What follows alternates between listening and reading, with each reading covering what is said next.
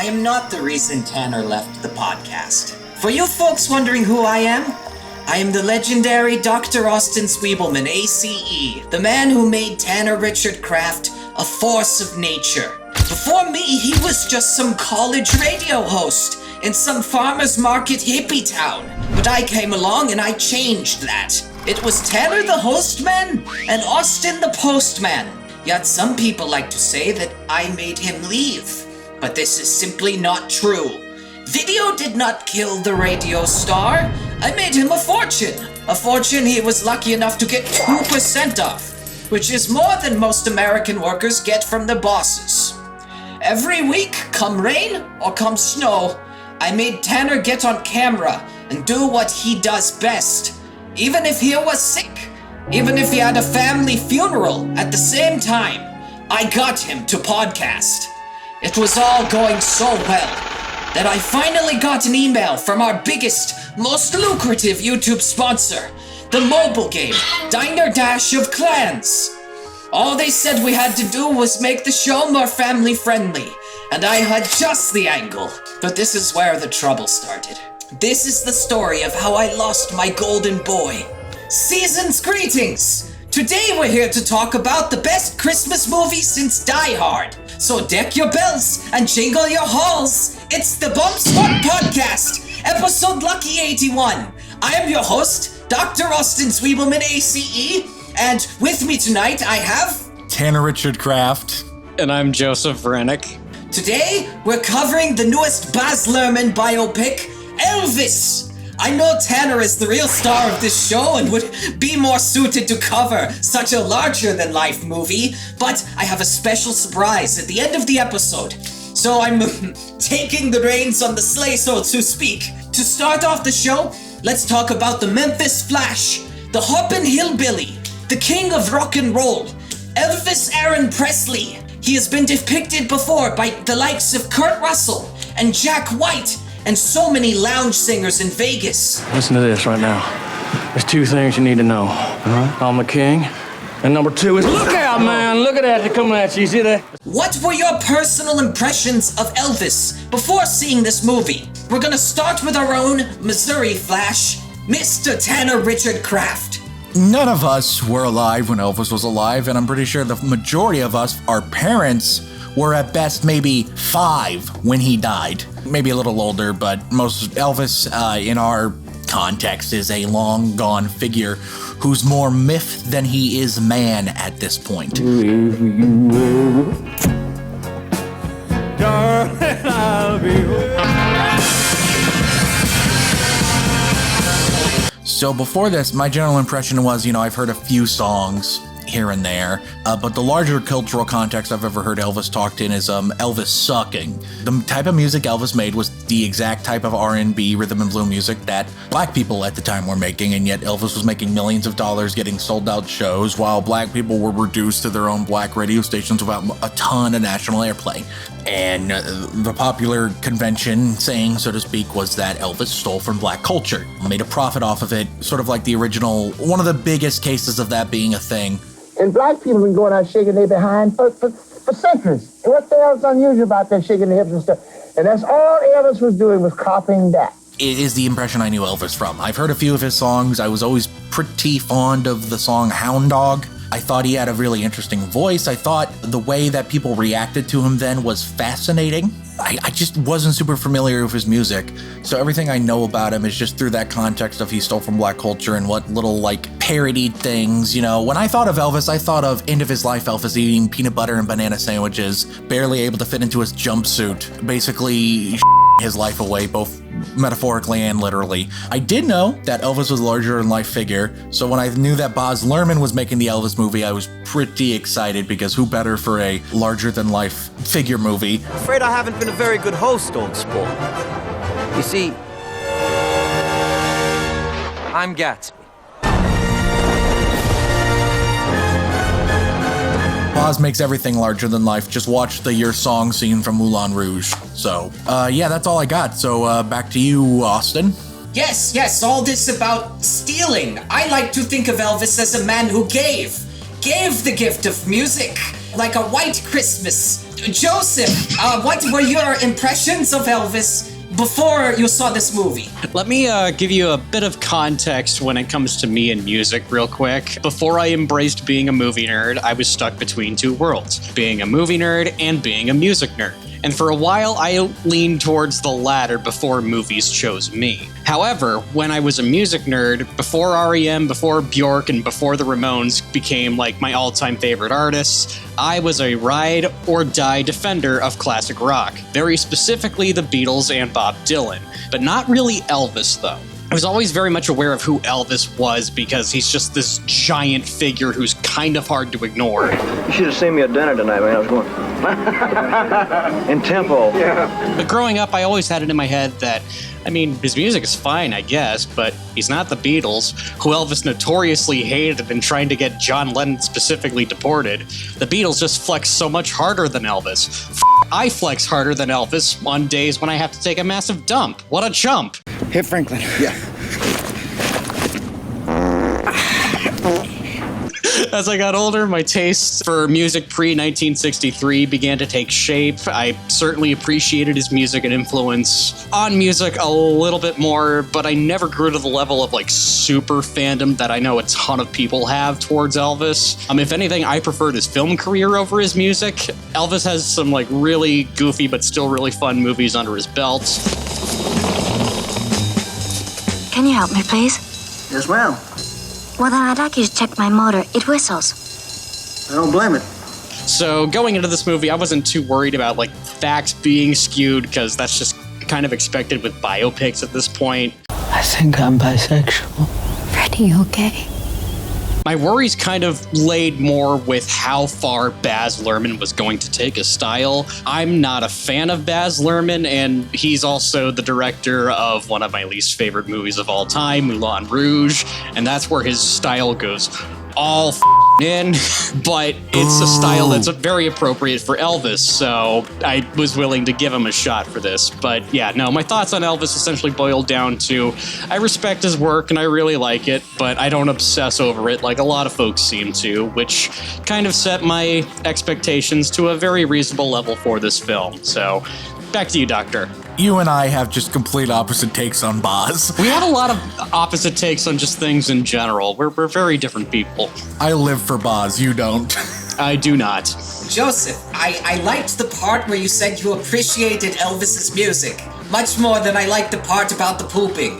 Before this movie, I personally thought of Elvis as the kind of man whose demons had overshadowed his gifts. I hear from a lot of people in the press corps that you're really a shy, humble, wonderful human being.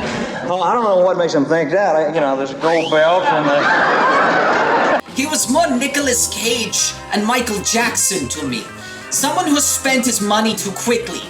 A man who was always at risk of contracting mono on any given evening. Somebody who would try to do a karate demonstration on you if you asked him for an autograph. A man who would just be another novelty of the past were it not for somebody above him pulling all the strings. First of all, I plead innocent of all charges. But I truly did not know the extent of help he had until I saw this film. This movie helped shed light on the lifelong friendship Elvis had with Colonel Tom Parker.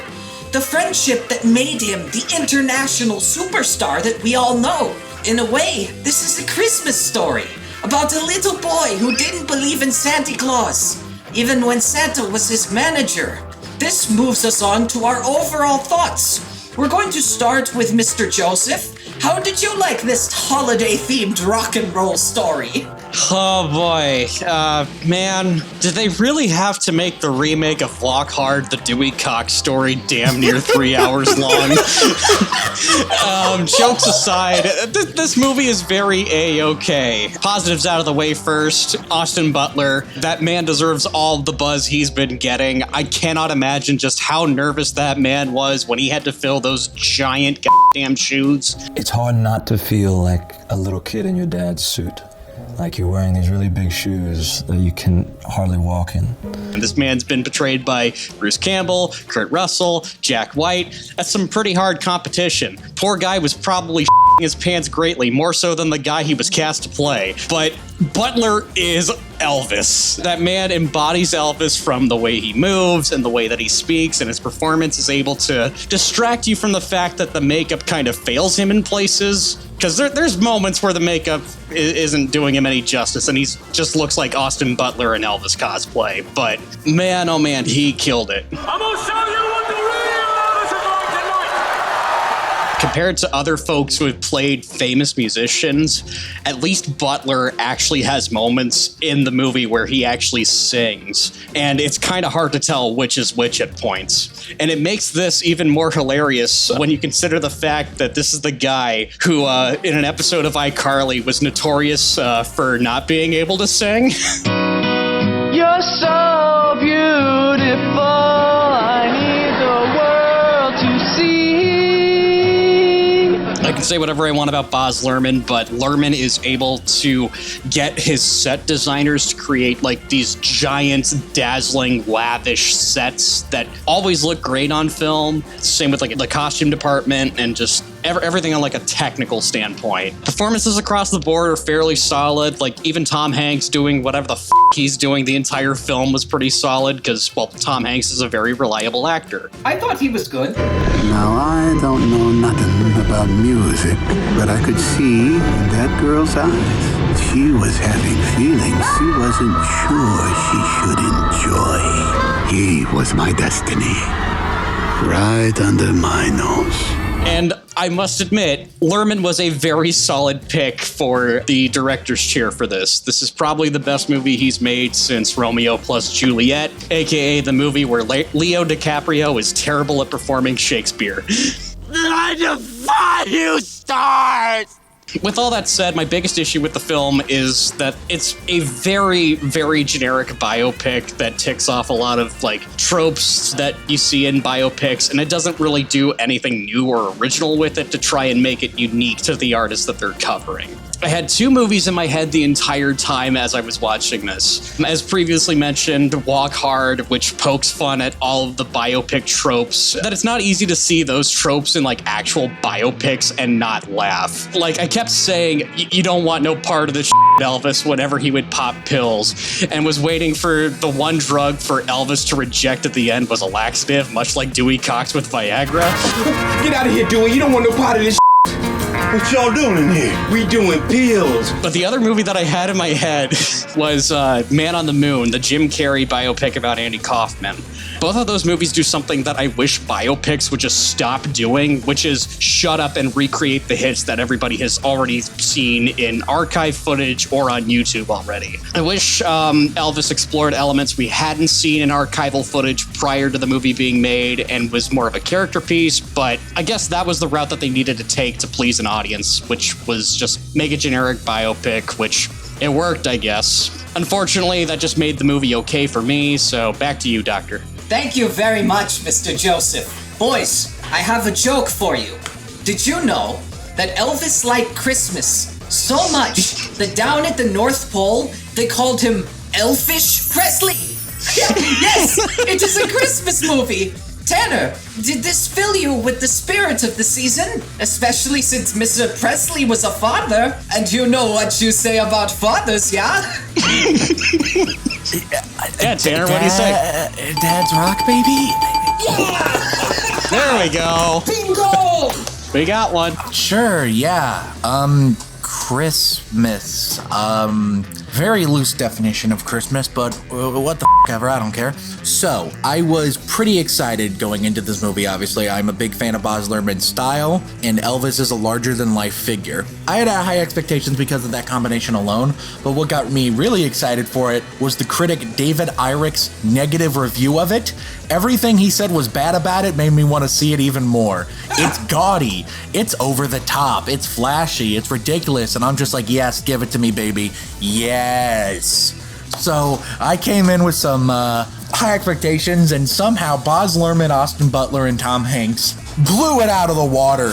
When the movie starts and Tom Hanks is vaguely wandering through a horrible-looking CGI casino, I knew I was in for a damn treat, I tell you what. Over the next 2 hours and 50 minutes, I laughed a lot, I cried a lot, and I became so fully engrossed in it. Is it a by-the-numbers, beat-by-beat biopic? Sure. Is it suspiciously similar to Walk Hard? Yes. Dewey, I'm cutting half pretty bad. In case I don't make it, then you have to be double great. For the both of us.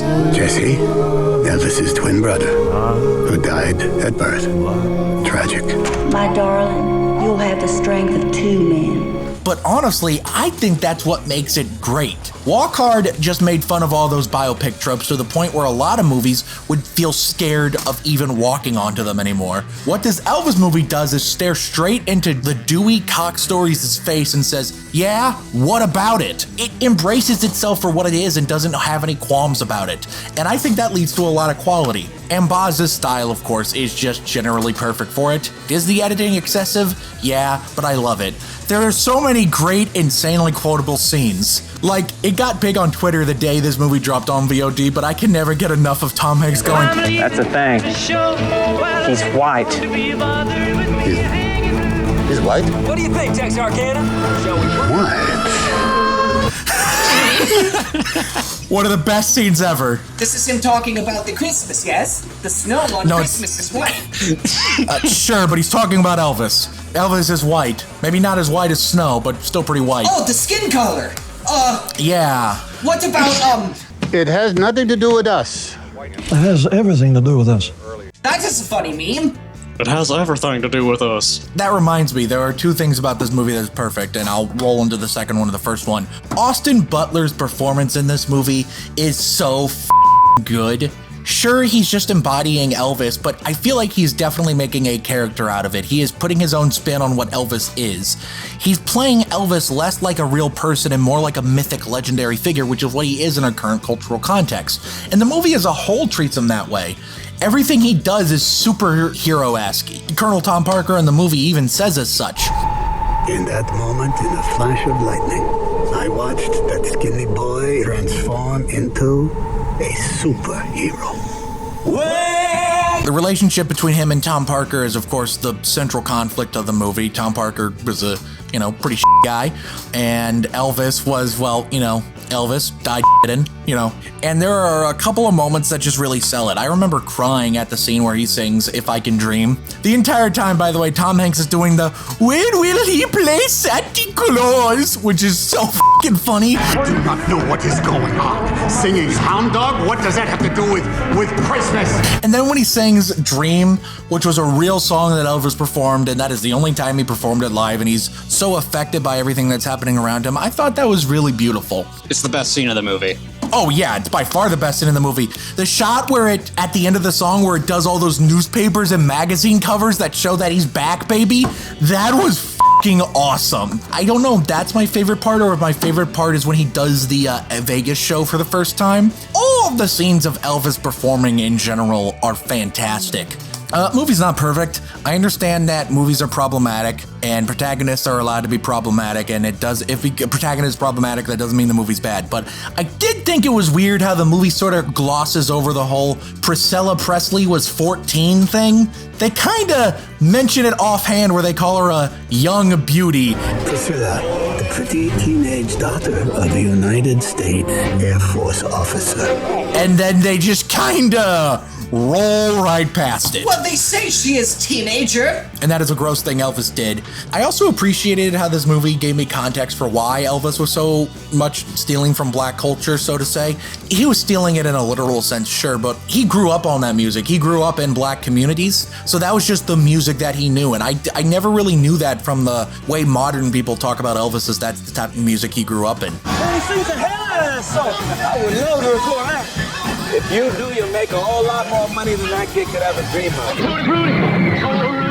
Overall, though, it's just a wonderful movie that I think really shows and sells Elvis as a mythic figure, and I think it's Baz Luhrmann's best movie since Moulin Rouge. Granted, it's like his, third movie since Moulin Rouge?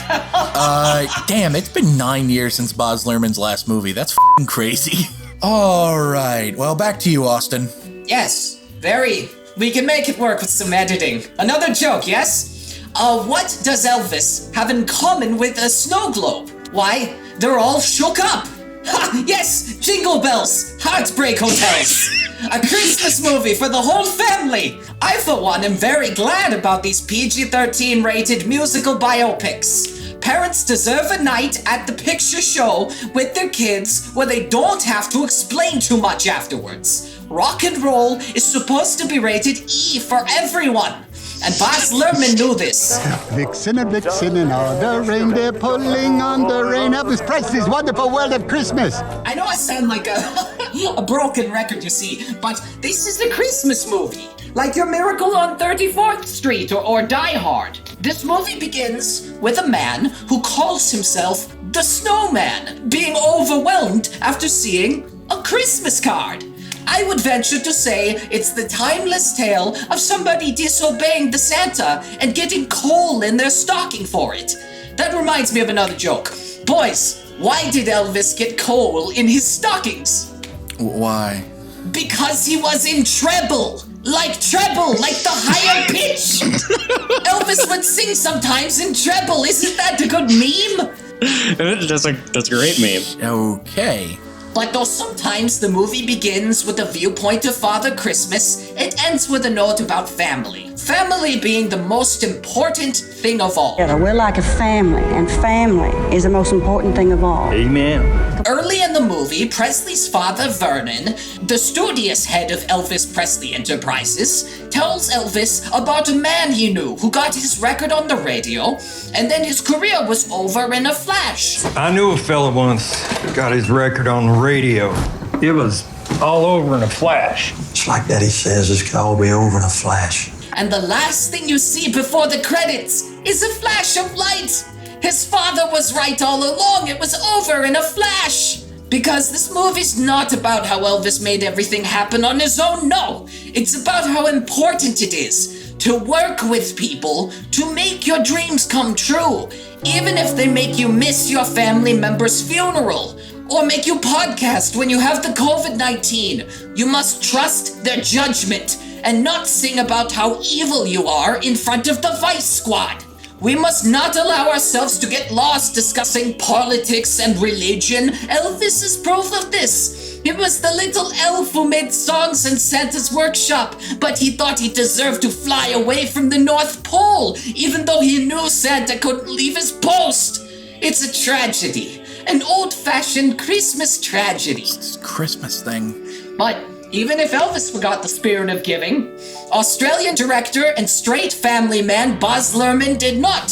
He gave us 2 hours and 39 minutes of densely packed scenes to open up by the fireplace. So, after this break, we shall go into general discussion and bring even more holiday cheer directly to you. But before we cut to black, another joke! Why was Elvis's face covered in white powder? He was a cocaine addict? No! It's because he can't help falling in snow with you! Damn, cut to commercials! What the f*** are you talking about, man? Hold on. It doesn't seem like they're buying into the Christmas angle. Make sure you get Tanner on board before the recording ends. I understand, but I assure you, my boy does what he's told. Hello, and welcome back to the Bomb Squad Podcast, episode 81, Christmas in August edition. We're bringing you that chestnuts roasted by the open fire magic with the help of the late Elvis Presley. Now begins the general discussion. Does anybody wish to join me in more Elvis Presley jokes? I have a funny one about fruitcake. Yeah, Joe, I have a question for you. I kind of want to discuss this. Sure. So I think the big negative talking point a lot of people have with this movie is that Tom Hanks is miscast or Tom Hanks is bad in it. What do you think about that? I do not agree on that. I mean, yeah, the accent's a bit wonky, but Tom Hanks is I would argue he is the most reliable actor in Hollywood. Even if the accent is weird, that man's at least guaranteed to give you a good performance. See, my boy, the truth about the rock of eternity, it is forever, just beyond our reach. I'd agree. And I think the casting of Tom Hanks in particular is a brilliant stroke, and here's why. Who's America's sweetheart? Who had a special on TV dedicated to them earlier this year, calling them the nicest man in America? Keanu Reeves. Tom Hanks. Oh. Tom Hanks did. Thomas Hanks. I don't know if he goes by Thomas, Dr. Zwibelman. My point being, everyone loves Tom Hanks. Everyone wants to trust Tom Hanks. So in this movie, which is framed from Colonel Tom Parker's narration, remember that is the first thing we see in this movie, it's a story from him, a unreliable narrator.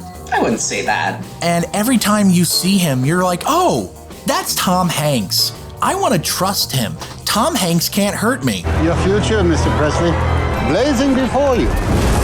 Recording contracts, television, even Hollywood. So I think it's a really brilliant way to make the audience fall into the same allure that its main character and target does. What, you see what I'm saying here, Joe? Yeah, I understand. I have something to say about the real life Colonel. Did you know that $35,000 contract deal that the Colonel orchestrated to buy Elvis from Sun Records was not just the biggest payout of its kind at the time, it was instrumental to keeping Sun Records from collapsing under debt. Because of that money, Sun Records were able to launch such musicians as Johnny Cash and the Roy Orbison, Carl Perkins, and Jerry Lee Lewis. Through the kind actions of the Colonel, we got the gift that keeps on giving. Yeah. When it comes to biopics, I'm usually not the biggest stickler about facts being incorrect. However, there is one fact that I cannot let slide. So the movie opens up and you see in Las Vegas, they have this little side attraction called the Star Trek Experience. Now, the Star Trek Experience was a famous little museum in Las Vegas that opened up in 1998. And yet the movie presumes that the Star Trek Experience opened up in 1997. I call bullshit on that. Baz Luhrmann, you need to learn how to use Google. 0 out of 10. You need more Star Trek and more Christmas in your Elvis movie. Joe, do you think the movie should have gone farther to emphasize that Priscilla was 14? I was thinking about that the other day. Because it's an interesting question about what makes for a good story and how do you balance a real life person. Yeah, it's you got all that to take into consideration, but it's you also got to consider you're trying to appeal to a wide audience of people, and there's a ton of people that not only love Elvis, they are obsessed with Elvis.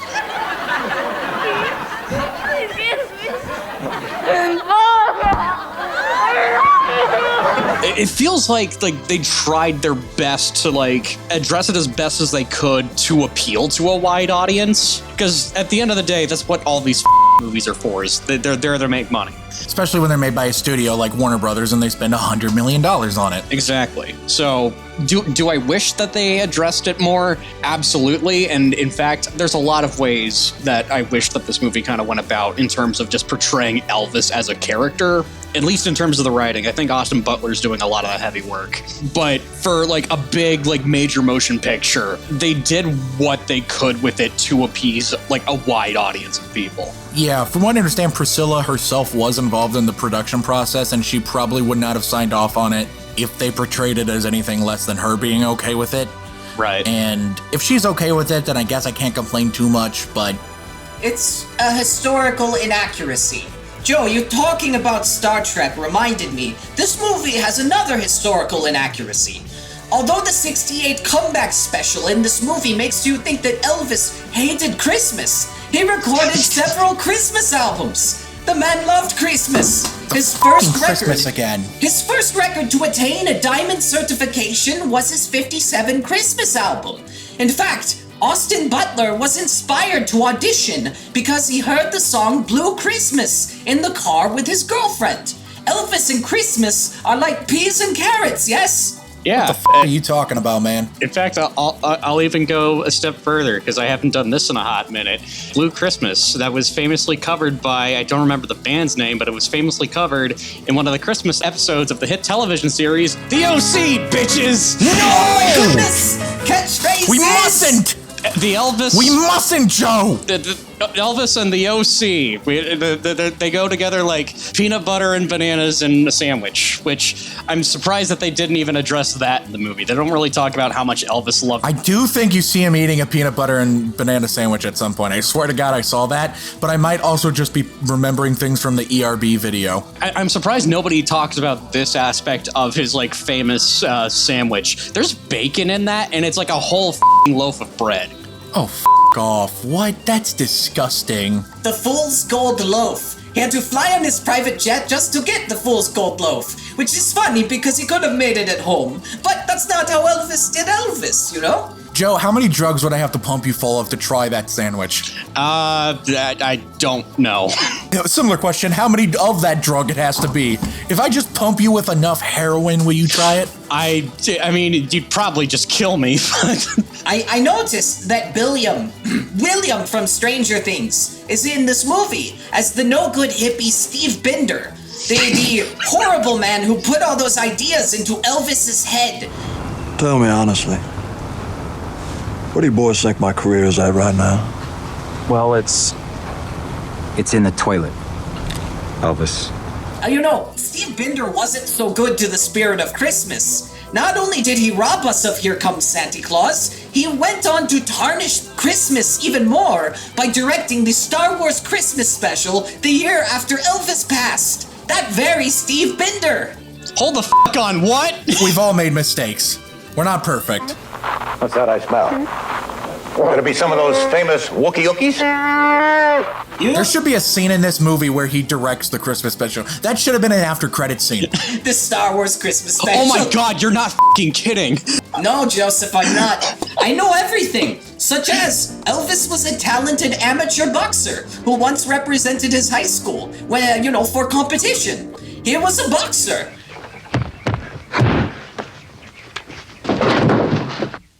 What happened? A joy trip? Joey, please. I didn't mean to knock him out. Get a little uncomfortable in here, you know. Do I still get my $5?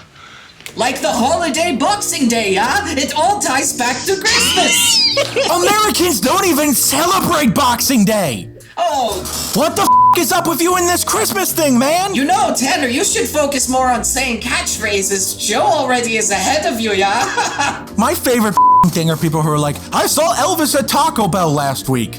Oh, yeah, really? And he looked just the way he did when he died? Shocking, because he'd be like 102 right now. You do know Elvis is dead, right? No, Elvis is not dead. He just went home.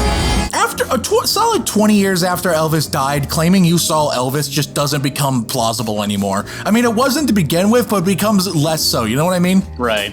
It would almost be like saying you've seen Santa Claus because there are so many Santa Claus impersonators. Of course you've seen Elvis. There are people who dress as Elvis for a living, just like the Santa Claus. But Elvis is a real person. Santa Claus is a fictional character made by Macy's. I will not have any debate on whether or not Santa Claus is real on my podcast. Guys, you got it all wrong. Santa wasn't invented by Macy's. He was invented by J.C. Penney, the real department store. You're right. I did get that mixed up. Like Santa is real. Yes, thank you, Joseph. I think this is a Christmas movie. If people say Die Hard is a Christmas movie, this is a Christmas movie too.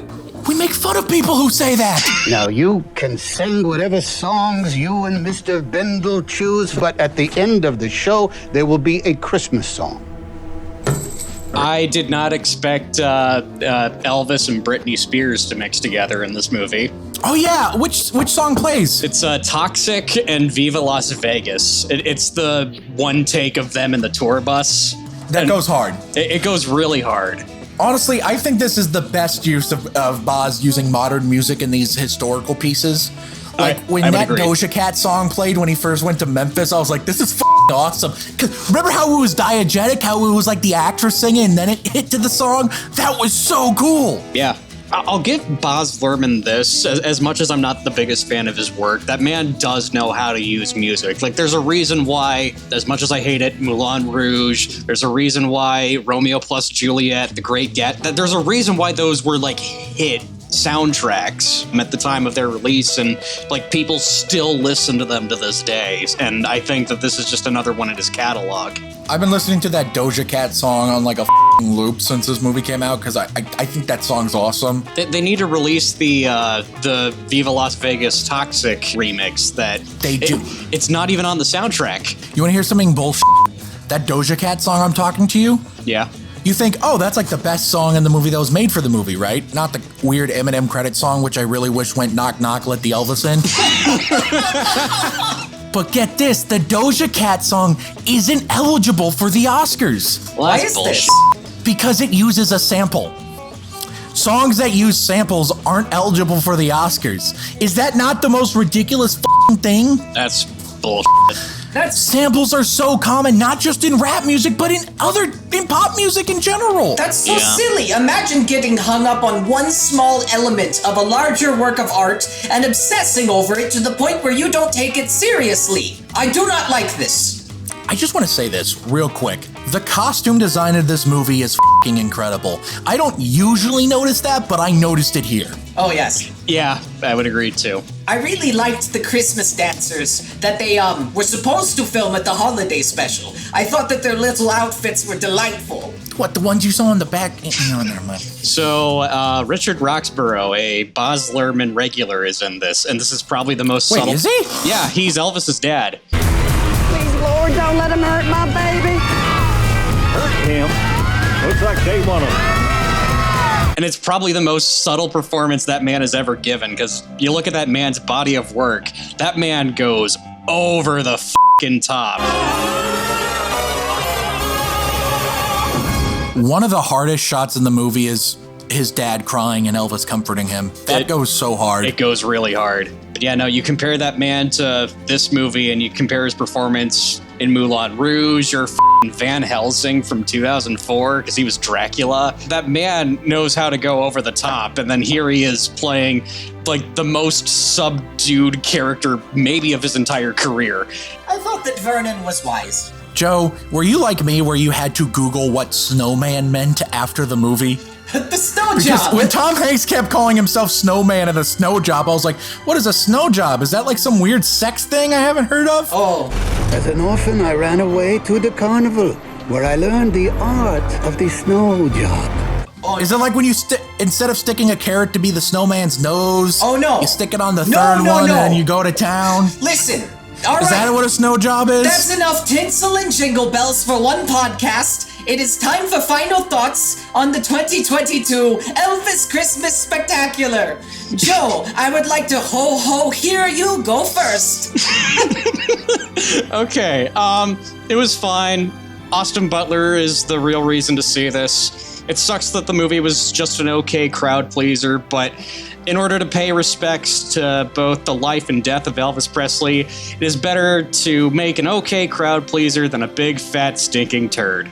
And I will go next, so we can end on my jolly partner in podcasting. Elvis is undeniably a Christmas film for children of all ages. It is about the selfless, merry old man who made Elvis who he was, in spite of Elvis constantly trying to wiggle out of recording to go to a family funeral or get COVID-19.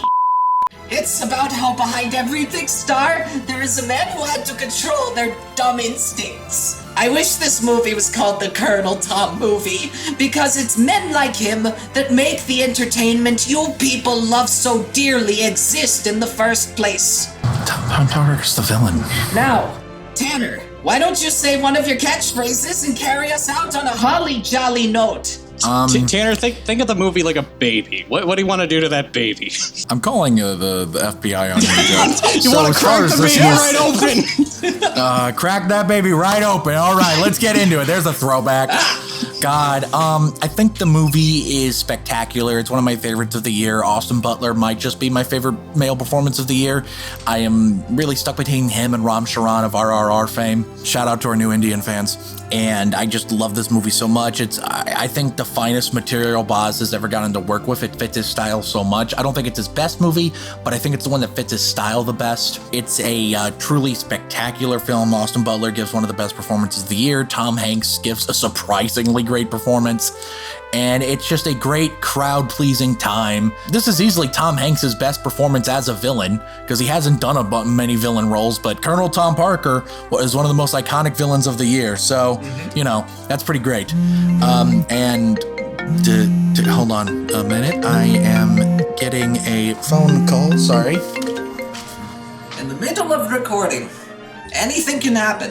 Uh-huh. So it turns out there's no record of him at all. Dr. Austin Zwibelman doesn't exist. All this will be edited out. Thanks. You were saying? Dr. Austin Zwibelman, or should I guess just say Austin Zwibelman, because you don't have a doctorate in anything. What? Is there anything you want to tell me? Any truths or lies you want to confess to? I keep you locked up here doing these podcasts every week because I never got my podcasting degree. I can't go on other podcasts. I have to keep you here. Degree? My past is the least of your troubles, my boy. If you want out of your contract, if you want to get away from me, you must pay Enterprises the $69 million you owe me in Funko Pop back taxes. Oh, you? Whether you like it or not, you're my sideshow attraction. Look deep in your heart. We are the same, you and I. Two odd, lonely children screeching at eternity. I am nothing like you. I'm not a f***ing liar. I'm not a f***ing leech. I am not a manipulative sack of shit, Austin, okay? I could find some other f***ing editor. You're fired, you f***ing liar, okay? You're fired. No, I am not the one who is fired. I control the post-production. I can edit you out of my show, out of my life. I swear on my dancing chickens that you are never coming back on the Bomb Squad podcast. Edit this. Now it is time for the outro. Damn you. You're finished. The deal is off. What? Yeah. We lost the sponsorship? Oh! Well, that wraps up this episode and apparently our hopes at making money. If you're listening to this on any of the audio platforms, please donate to our Patreon. If you're watching on Spotify video, please visit our Patreon and donate some money. If you're watching on YouTube, thank you for the ad revenue and consider donating to our Patreon. And while you're at it, head on over to our Patreon and send us some money so we can make more episodes without Tanner. Head on down to the comment section. Do you love Christmas? What's your favorite Christmas movie? Do you know any good lawyers to fight a lawsuit from a mobile game company? Comment below and let us know. Next week on the show, we'll be covering the animated feature from 2012 by Don Hertzfeldt, It's Such a Beautiful Day, hosted by Ethan, a man who would never jeopardize our sponsorship deals. This has been the fucking Bomb Squad podcast, episode 81. One last joke. How did Elvis light his fireplace at Christmas time? With a hunka burnin' love. Merry Christmas to all, except for one of you. Good night. I gotta take a dump.